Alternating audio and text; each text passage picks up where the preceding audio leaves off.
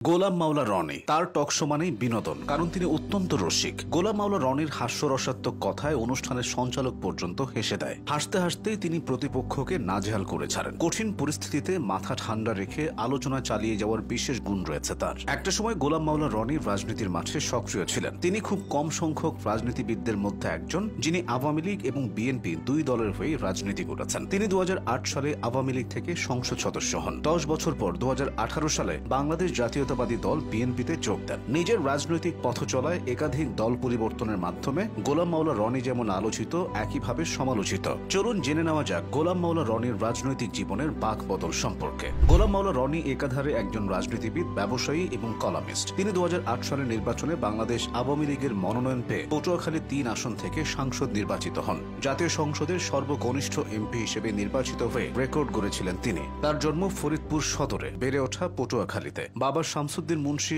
একসময় ফেরি করে গামছা বিক্রি করতেন। পরে ফরিদপুর থেকে পরিবার নিয়ে শামসুদ্দিন মুন্সি চলে আসেন পটুয়াখালীতে। ফরিদপুরে প্রাথমিক শিক্ষা শেষ করে গোলাম মাওলা পটুয়াখালী থেকে মাধ্যমিক ও ঢাকা কলেজ থেকে উচ্চ মাধ্যমিক সম্পন্ন করেন। পরবর্তীতে আইন বিষয়ে ঢাকা বিশ্ববিদ্যালয় থেকে স্নাতক শেষ করেন। এরপর তিনি উচ্চ শিক্ষার জন্য মার্কিন যুক্তরাষ্ট্রের শিকাগোতে যান। পড়ালেখা শেষ করে গোলাম মাওলা রনি সাংবাদিকতা দিয়ে তার কর্মজীবন শুরু করেন। 80 দশকের শেষ দিকে দেশের কয়েকটি নামকরা দৈনিক ও সাপ্তাহিক পত্রিকার বার্তা বিভাগ ও সম্পাদনা বিভাগে কাজ করার অভিজ্ঞতা আছে তার। তিনি সাংবাদিকতার পাশাপাশি অন্য চাকরিও করেছেন। কয়েকটি বহুজাতিক ব্যবসা প্রতিষ্ঠানে চাকরির সুবাদে আন্তর্জাতিক ব্যবসার ধরন ও প্রকৃতির উপর বাস্তবিক ধারণা পান গোলাম মাওলা রনি। সেই অভিজ্ঞতা থেকেই তিনি 1991 সালে শিপিং ও টেক্সটাইল ব্যবসা শুরু করেন। কয়েক বছরের মধ্যে বিপুল অর্থ সম্পদের মালিক বনে যান তিনি। ব্যবসা বাণিজ্যে সফলতা লাভের পাশাপাশি বিভিন্ন জনকল্যাণমূলক কর্মকাণ্ড দিয়ে তিনি জাতীয় রাজনীতিতে প্রবেশ করেন। এরপর পুরোদমে জড়িয়ে পড়েন রাজনীতিতে। অল্প সময়ে আওয়ামী লীগের রাজনীতির গুরুত্বপূর্ণ জায়গা দখল করে নেন। তিনি পটুয়াখালী জেলার দশমিনা ও গলাচিপা উপজেলা নিয়ে গঠিত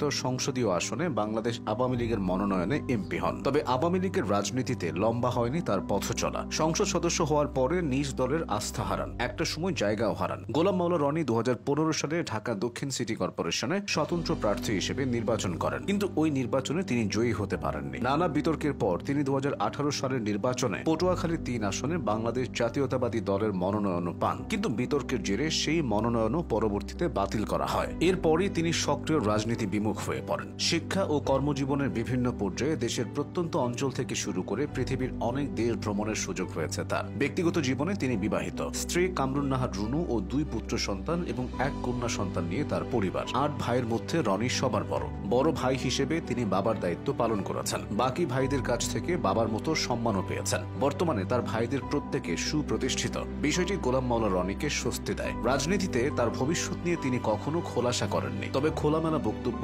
সাবলীল উপস্থাপনা এবং পত্রপত্রিকায় প্রকাশিত ব্যতিক্রমী কলামের জন্য তিনি সব শ্রেণীর মানুষের কাছে পরিচিতি পেয়েছেন। তার বিভিন্ন লেখা ও বক্তব্য বহুবার জাতীয় ইস্যুতে পরিণত হয়েছে। ভবিষ্যতে তিনি কোনো রাজনৈতিক দলে যোগ দেবেন কিনা তা এখনো রহস্য হয়ে আছে।